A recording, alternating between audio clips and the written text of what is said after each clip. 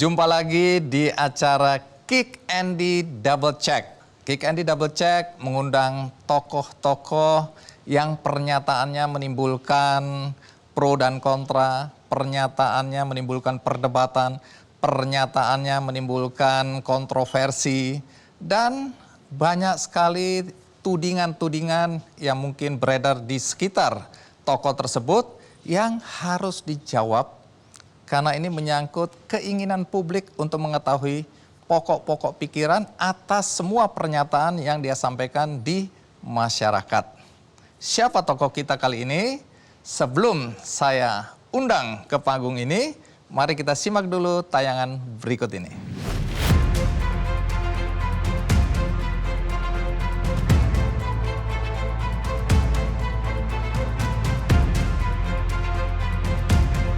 Sebenarnya Kompolnas ini perlu nggak? Oh terserah, Bapak kan yang buat Kompolnas ada ini.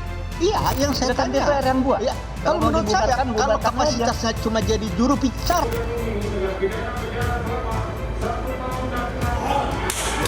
Hakim itu punya keberanian.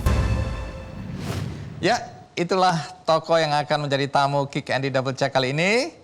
Menteri Koordinator Politik Hukum dan Keamanan, Profesor Dr. Mahfud MD. Pak Mahfud. Mas Andi. Terima kasih sudah mau hadir. Ya, Terima kasih. silakan duduk. Yuk. Pak Mahfud, belakangan ini Anda menjadi pembicaraan di media sosial. Oh ya? Iya. Karena Anda dianggap terlalu banyak berkomentar untuk semua hal. Pertanyaan pertama, apakah Anda tahu bahwa Anda jadi pembicaraan di media sosial? Tahu tapi tidak ingin peduli. Gitu. Karena Kenapa? itu kan Anda kok baru bertanya ini. Waktu saya Hakim MK dulu, saya selalu banyak menyelesaikan masalah melalui media sosial. Karena kalau tidak diangkat ke publik dengan kalimat saya, terkadang perkara bisa hangus, bisa ditekan, bisa macam-macam. Kita perlu dukungan publik untuk sesuatu yang benar. Persoalannya apakah yang saya angkat di media sosial itu benar apa tidak? Nah, tinggal itu. Kalau itu kan bukan hal baru. Anda lihat saja misalnya follower saya tuh lebih dari 4 juta karena media sosial saya itu cukup laris gitu ya. Dan kadangkala menjadi sumber berita dari media-media mainstream. Apalagi medsos, bahwa ada yang membelokkan atau apa ya enggak ada apa-apa bagi saya. Itu kan biasa, ini demokrasi. Sejauh itu pembelokannya bukan ke arah hukum pidana ya. Kalau hukum pidana kan tidak boleh. Kalau cuma beda pendapat lalu berkomentar ini, itu bagi saya tuh sehari-hari. Karena saya juga suka mengomentari orang. Kenapa saya harus marah kalau dikomentari orang? Itu oke aja silahkan. Setuju Baik, boleh, tidak setuju boleh. Jadi ini komentar-komentar Anda itu Anda sadari betul ya? Sangat disadari. Anda tahu dulu ketika saya membebaskan Bibit dan Samad Tiranto dan Bibit Chandra. Wah, itu udah ditahan deh. Kalau saya tidak setel kaset itu dan saya minta dukungan publik lewat medsos dan lewat media, itu lewat orang dua itu. Sudah ditahan, sudah tersangka kok. Ini Lalu saya pimpinan setel berita. KPK dulu ya? Iya, waktu KPK dulu. Dan sekarang tetap saya lakukan. Untuk kasus-kasus besar saya harus minta dukungan publik. Karena saya tahu suara publik itu bagian dari demokrasi. Untuk memperlancar jalannya demokrasi. Dulu saya juga dituduh begitu. Anda nih pejabat kok selalu ngomong lewat medsos, lewat wartawan. Memangnya kenapa? Apa dilarang, saya bilang. Apa ada hukum yang melarang? Justru di situ bagi saya.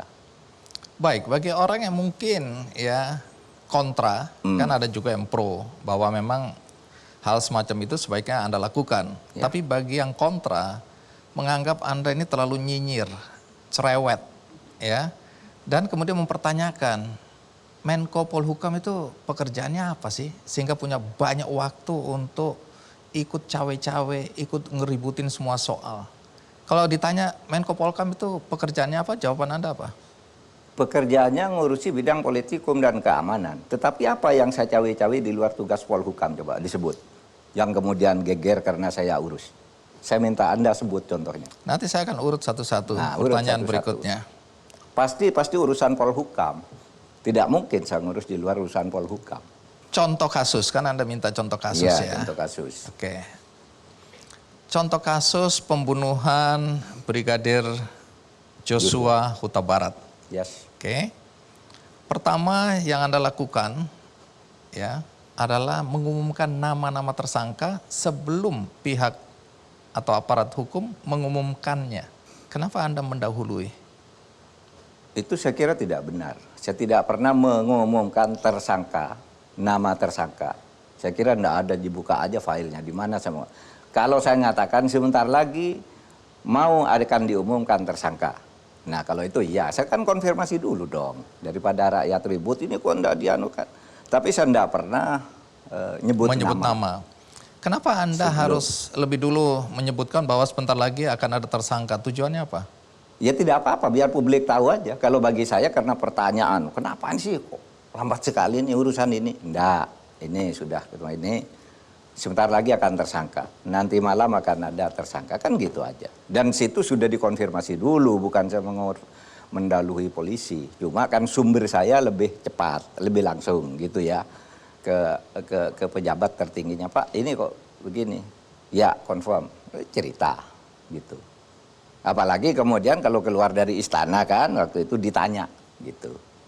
Gitu kan sebenarnya mungkin yang Anda maksud ketika saya menyebut nanti malam kemarin ada tersangka 3. Terus sudah diumumkan kan malamnya oleh polisi tapi dicabut.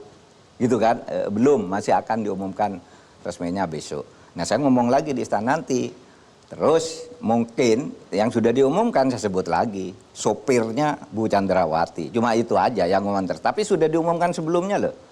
Malamnya itu sudah keluar dari kantor dari polisi waktu itu. Bagi mereka yang kontra, karena saya akan mewakili yang kontra ya. Iya, iya. Bagi yang kontra bilang, Anda ini kan Menko, jadi koordinator. Kok ikut langsung masuk kepada substansi masalahnya? Oh tidak apa-apa juga. Kan tidak mengurus pro justisianya. Menggiring opini dan pengorganisasiannya. Mungkin yang jadi pertanyaan bagi masyarakat itu kok ngomong aja, enggak. Teknisnya juga koordinasi langsung ke lapangan yang diem-diem, yang ngarahkan gitu.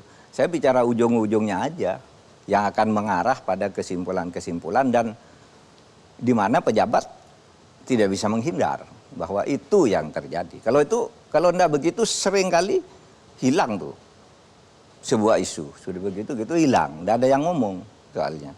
Nah tugas saya di situ. Baik, sampai di sini kesannya ya, kesan. Belum tentu benar loh ya. Niat Anda baik. Pasti. Ya ini kesan bahwa Anda meyakini itu baik, itu soal lain. Ya. Tapi kesannya seperti itu.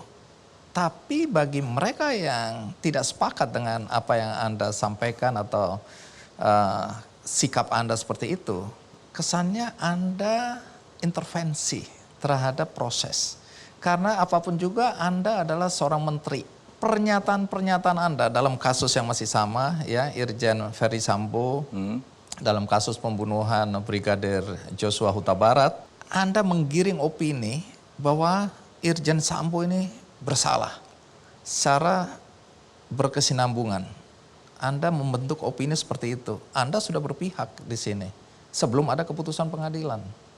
Menurut saya itu harus saya lakukan. Karena kalau saya diam, karena waktu itu ya, kalau kasus Sambo itu, Anda tahu itu peristiwa tanggal 8. Sampai dengan tanggal 12, saya masih ada di Mekah waktu itu kasusnya masih gelap. Yang bicara hanya 2 orang, satu Sugeng Teguh Santoso, sudah berteriak, polisi juga tidak nanggapi, nanggapi sekejap. Nah. Kemudian yang satu yang ngomong Kamarudin Simanjuntak, saya ikuti dari Mekah itu ya, saya waktu itu di Mekah Mas Andi. Ini apa sih kok ada kayak gini. Sementara wartawan sudah seperti biasa masuk WA-nya ke saya, tanya ini, tanya itu. Terus saya dalami melalui staf saya gitu. Oh iya ada. Lalu saya ngomong dari Mekah. Ini penanganannya enggak benar. Ini enggak wajar. Ini bukan tembak-menembak, saya ngomong. Ini kemungkinan pembunuhan.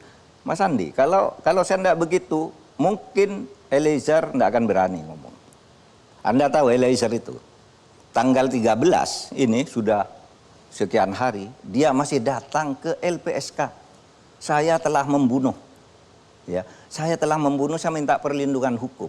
Sampai lama, sampai akhirnya sebulan kemudian, tanggal 7, tanggal 4, Pak Lima datang ke Komnas HAM, dia ngaku, kamu yang bunuh. Iya, saya yang membunuh. Kenapa bunuh? Karena dia melecehkan putri, saya tegur lalu dia nembak, saya tembak. Kok kamu terus nembak? Banyak peluru. Ya enggak tahu, pokoknya saya tembak gitu. Ya. Itu tanggal 7. Kalau saya tidak berteriak bahwa itu tidak wajar, Eliezer tidak bakal ngaku dan kasusnya ditutup. Karena apa? Eliezer ngaku sudah bunuh, ya sudah, ini kasusnya sudah terbunuh. Karena dia ditembak, maka kasus ini harus ditutup demi hukum. Selesai. Tidak akan terbongkar kasus seperti ini. Baik. Oleh sebab itu, saya yang mancing-mancing ini. Tidak apa-apa orang tidak setuju. Ini tidak melanggar hukum. Bagi saya pilihan. Bagi saya pilihan untuk bersikap. Sampai di situ mungkin bisa dipahami niat Anda yang Iya. baik tadi itu Iya. ya. Bahwa Anda ingin agar kasus ini tidak tenggelam, tidak direkayasa, agar kasus ini muncul ke permukaan, sehingga keadilan yang hakiki itu bisa tercapai. Kan baik itu. Tapi yang membuat banyak orang merasa Menko Polhukam kita ini nyinyir, cerewet, cari perhatian, cari panggung, adalah setelah kasus itu masuk ke pengadilan, Anda masih ribut, masih cerewet. Ya, Bahkan misalnya apa? Bahkan yang paling membuat semua orang terpana adalah ketika Anda mengatakan bahwa ada gerakan bawah tanah yang menghendaki Sambo dibebaskan. Untuk apa Anda bicara seperti itu? Itu kan clickbaitnya wartawan aja. Jadi begini, kalau Anda lihat ya di VT-nya itu, video TV-nya itu, ada wartawan di samping saya tanya, Pak bagaimana Pak? Katanya ini ada gerakan untuk mempengaruhi hakim, menekan hakim, ada seorang brigjen dari ini. Saya jawab, brigjen siapa? Suruh datang ke saya brigjennya, saya punya majen di sini. Kalau majen yang gerilya, saya punya letjen di sini. Lalu judul beritanya dibuat klip, Mahfud MD, ada gerakan mempengaruhi gerakan bawah tanah loh. Dilihat itunya dong. Kenapa saya bicara begitu? Oleh sebab itu saya heran juga mendiskusikan hal-hal yang sebenarnya lain yang saya bedanya. Kemarin terakhir dia mendiskusikan masalah bahwa saya bilang pemilu 2024 akan jalan, tetapi yang ingin pemilu, yang ingin dipercepat atau yang ingin diperpanjang tidak bisa dilarang karena tidak melanggar hukum. Betul enggak itu? Saya enggak bilang dalam konteks itu. Saya bilang, saya dari pemerintah pastikan, ini di Lemhanas, saya diperintah pastikan bahwa pemilu 2004 jalan ini firm dari pemerintah. Terus, urusan orang di luar yang sekarang ribut itu, bukan urusan kita, saya bilang. Pemerintah firm. Dan saya sebut lalu 2 kali saya katakan, saya masih ingat. Saya tidak setuju ya. Saya tidak setuju ya. Ada orang mau mengusulkan pemilu 2 kali, 3 kali. Itu saya tidak setuju. Tetapi kita tidak bisa melarang. Ngapain saya melarang itu? Itu kan hak dia. Iya kan? Lalu judulnya, Mahfud MD bicara bersayap. Kan itu kan judulnya di televisi. Pemilu 24 dilaksanakan tapi silakan. Yang mengusulkan pemilu itu boleh. Yang mengusulkan penundaan. Mana dalam konteks itu? Saya bilang tidak setuju. Kita tidak peduli dengan itu, kita jalan. Nah, sekarang ini clickbait seperti itu banyak sekali. Rasa keadilan Anda kan subjektif sifatnya. Ya, subjektif. Tapi Maka kan saya Anda bilang punya saja. jabatan, Anda bukan orang sembarangan. Kalau rasa keadilan saya sampaikan kepada publik, semua orang bilang apa urusan Andi Noya, nggak ada urusan dan nggak akan mempengaruhi apa-apa. Anda ini Menko Polhukam.